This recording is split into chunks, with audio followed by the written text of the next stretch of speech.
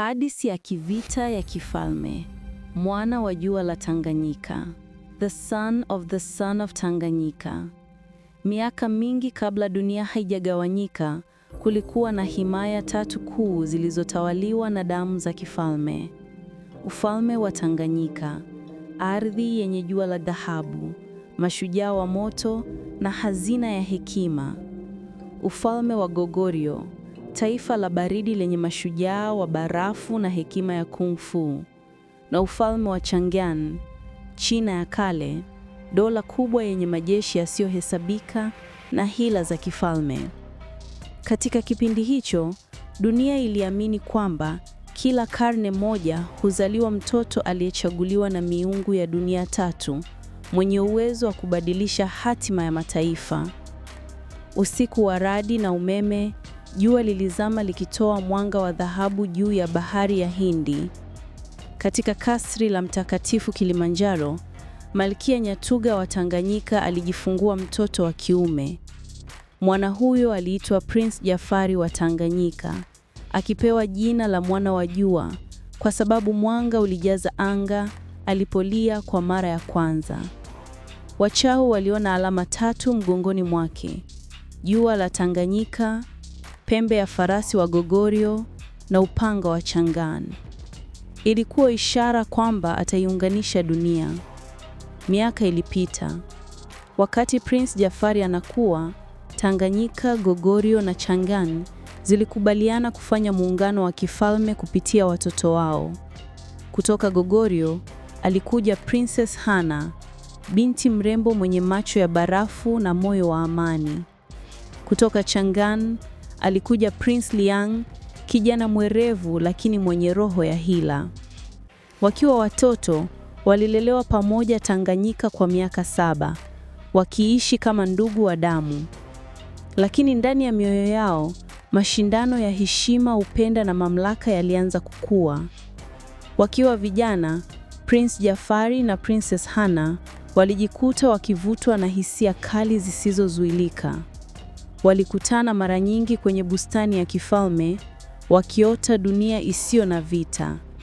Lakini Prince Liang naye alimpenda Hana kwa siri. Kwa hasira na wivu, alitoa siri kwa mfalme wake wa China kwamba Tanganyika inapanga kuchukua Goguryeo kupitia ndoa ya kificho. Habari hizo ziliibua vita vya kwanza vya kifalme kati ya China na Tanganyika. Jeshi la Chang'an lilivamia pwani ya Tanga. Majini wa Tanganyika wakiongozwa na Jenerali Mtemi Zuberi walipigana kwa miezi 3. Prince Jafari, akiwa kijana wa miaka 19, aliongoza kikosi kidogo cha watoto wa jua, wapiganaji waliopata nguvu kwa kugusa mchanga wa Tanganyika kabla ya vita. Wakati huo huo, Princess Hana alitekwa na majeshi ya China na kupelekwa Chang'an kama mfungwa wa kifahari. Dua yake ilikuwa: sitakufa hadi Hana amerudi salama, sitapumzika hadi Tanganyika na Goguryeo zinakaa huru. Alianza safari ya mashariki akivuka bahari, jangwani na milima ya baridi, akisaidiwa na wapiganaji watatu waaminifu wake: kijana mwasi Baraka, mtaalamu wa upanga wa moto; msomi Asha wa mlimani, mchawi wa maneno na roho; na mzee Nulu, mlezi wa kifalme aliyefahamu siri za dunia tatu. Walivuka mpaka wa Goguryeo na kujiunga na wapiganaji wa ndani walioasi utawala wa China. Goguryeo ilikuwa chini ya utawala wa kijeshi wa Jenerali Huo, Mchina mwenye moyo wa chuma. Jafari aliungana na wapiganaji wa porini wakiongozwa na Captain Jinsu, ndugu wa Princess Hana. Walijenga upinzani ulioitwa Jeshi la Kivuli cha Jua. Kwa miezi 18, walipigana vita vya msituni, wakitumia mikakati ya Tanganyika, silaha za moto wa asili, mitego ya mchanga na mishale ya kung'aa usiku. Katika kasri la Chang'an, Princess Hana alimkataa Prince Liang, aliyekuwa sasa amekuwa mkuu wa jeshi. Lakini kila usiku aliandika barua kwa Jafari, akiziweka ndani ya ndege wa karatasi aliyeachilia juu ya upembe wa mashariki. Jafari, akiwa msituni, alianza kupokea ndege hao wachache waliobeba maneno ya upendo. Usikate tamaa jua langu. Mimi ni kivuli chako. Nitangoja hadi dunia iwe huru. Prince Liang aligundua kwamba Jafari yuko hai. Akatumia uongo kumshawishi mfalme wa China kwamba Tanganyika inapanga kuiunganisha dunia kwa uchawi wa kale. Jeshi la dunia lilipelekwa Korea. Vita vikubwa zaidi katika historia vikaanza. Milima ya Goguryeo iliwaka kwa moto, bahari ikawa nyekundu kwa damu. Katika bonde la Chunghwan, maelfu walipoteza maisha. Prince Jafari na Liang walipigana uso kwa uso, vita vya upanga na roho. Jafari akamshinda Liang, lakini badala ya kumuua, alimpa nafasi ya toba.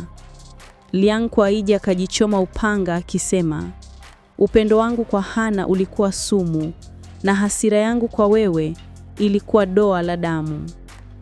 Baada ya miaka 7 ya vita, Goguryeo ilikombolewa. Jafari hakurudi Tanganyika mara moja. Alikaa kusaidia kufufua taifa la Goguryeo. Princess Hana alimkumbatia mbele ya maelfu ya watu na kumuita mkombozi wa mataifa, mwana wa jua la milele.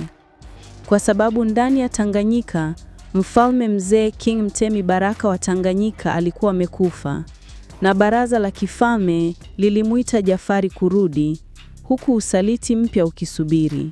Miaka 5 imepita tangu Prince Jafari kuikomboa Goguryeo. Sasa anarejea Tanganyika akiwa shujaa wa dunia. Lakini nyuma ya kuta za kasri la Kilimanjaro, nguvu za giza zinapanga nyama.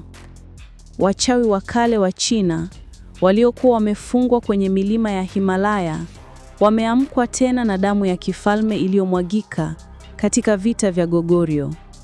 Damu hiyo ni ya Prince Liang, ndugu wa roho, ambaye sasa roho yake inatafuta kisasi. Tanganyika ilipambwa na dhahabu na ngoma. Prince Jafari alipokelewa kama mkombozi. Lakini usiku ule ule wa sherehe, alipofika kaburini pa baba yake, aliona alama ya ajabu. Jua lililofunikwa na kivuli keusi kilichochorwa kwa damu. Wachawi wa kifalme walitambua alama hiyo kama ishara ya kurudi kwa wafalme watatu wa giza. Ndani ya kasri, mama yake Malkia Nyatuga alikuwa mgonjwa. Lakini msaidizi wake mpya, Lady Zhen, alikuwa mrembo wa Kichina, mwenye macho ya siri. Kwa kweli Lady Zhen alikuwa mchawi wa kale, aliyetumwa kuamsha nguvu ya giza ndani ya damu ya kifalme ya Jafari. Jafari hakujua. Kila usiku Lady Zhen alimuibia matopo ya damu yake akiwa amelala, akiandaa uchawi wa kumrudisha Liang kama roho isiyokufa. Princess Hana alifika Tanganyika kama mke kifahari. Lakini tangazo la ndoa yao likatishwa na shambulio la ajabu.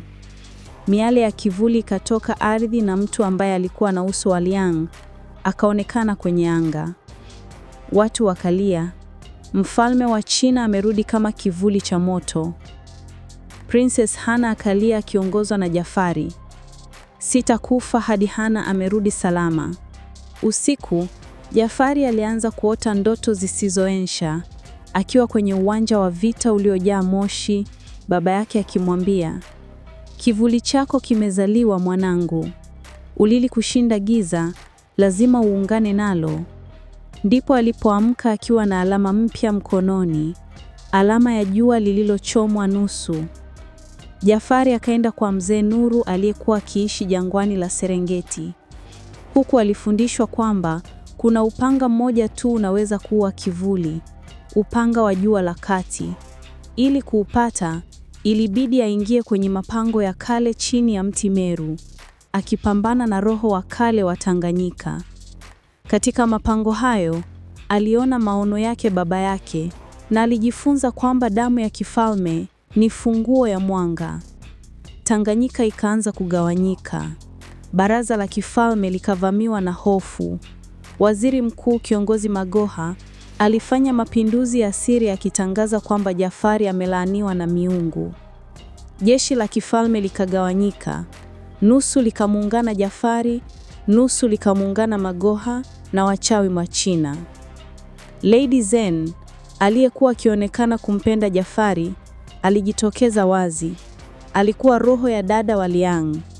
Alimrudisha Liang kama kivuli hai, mwenye nguvu ya udanganyifu na upanga wa kivuli.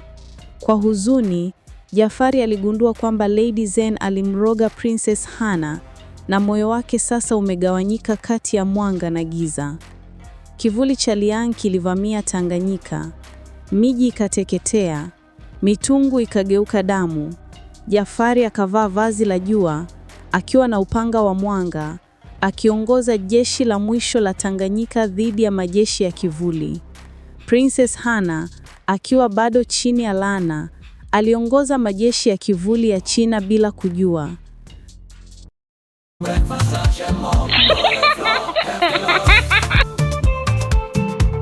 Kwa afya bora ya familia yako, chagua unga wa lishe wa ubora wa hali ya juu kutoka Mkolwe Products. Umetengenezwa kwa mchanganyiko bora wa mahindi lishe, mbegu za maboga, soya, ulezi, mchele. Faida za unga wetu: hujenga nguvu na kuimarisha kinga ya mwili. Husaidia ukuaji bora wa watoto. Una ladha nzuri na ni rahisi kupika. Afya kwa kila kizazi. Bei shilingi 3,000 tu. Wasiliana nasi sasa 0716283088 au 0687223115. Mkolwe Products. Help us to help you.